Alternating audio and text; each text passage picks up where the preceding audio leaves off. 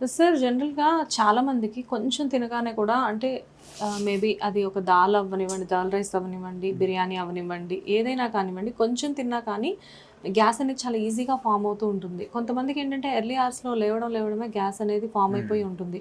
అది దానికోసం ఒక 40, 50 ఏళ్ళు రావక్కర్లేదు. ఈవెన్ 15స్‌లో, 20స్‌లో కూడా వస్తుంది. సో అది దేనివల్ల? సి మన పొట్ట ఏంటంటే ఇట్స్ వెరీ యూనిక్ థింగ్ అండి. వీ హ్యావ్ 3-4 పార్ట్స్ పొట్ట, చిన్న పేగు, పెద్ద పేగు అంటాం. సో ఒక్కొక్క పార్ట్ ఒక్కొక్క ఫంక్షన్ చేస్తుంటుంది. మన పొట్టలో యాసిడ్ ఉంటుంది. ఆ యాసిడ్ మళ్ళీ చిన్న పేగు పెద్ద పేగులో ఉండదు. It's entirely alkaline environment. అది పెద్ద పేగులో బ్యాక్టీరియా ఉంటుంది.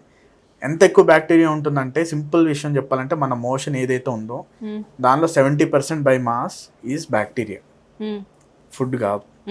So microscopic organisms is forming the 70% bulk of your motion. అంటే ఎన్ని వేల కోట్ల మైక్రో ఆర్గానిజమ్స్ ఉంటాయో మీరు అర్థం చేసుకోవాలి.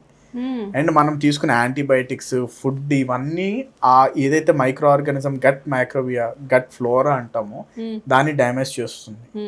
ఓకే, సో ఈ ఫ్లోరాకి ఏం కావాలి? They need fibre.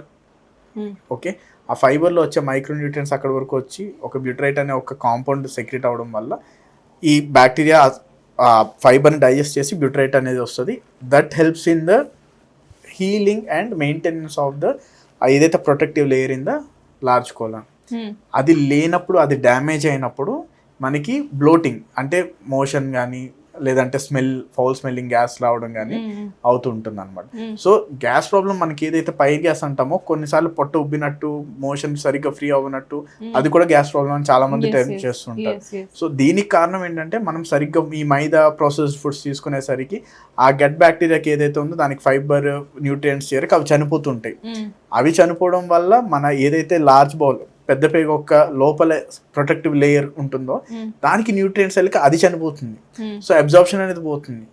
సో ఇవంతా మారిపోయి మనకి హెల్త్ ప్రాబ్లమ్స్ వస్తున్నాయి. ఇంకా చెప్పాలంటే ఇవన్నీ పాడైతే క్యాన్సర్స్ అన్ని వచ్చే అవకాశాలు కూడా పెరుగుతుంటాయి అన్నమాట. ఓకే, సో ఇక్కడ ఫైనల్ గా నాకు అర్థమైంది ఏంటంటే గట్ హెల్త్ అనేది చాలా ఇంపార్టెంట్ కదా.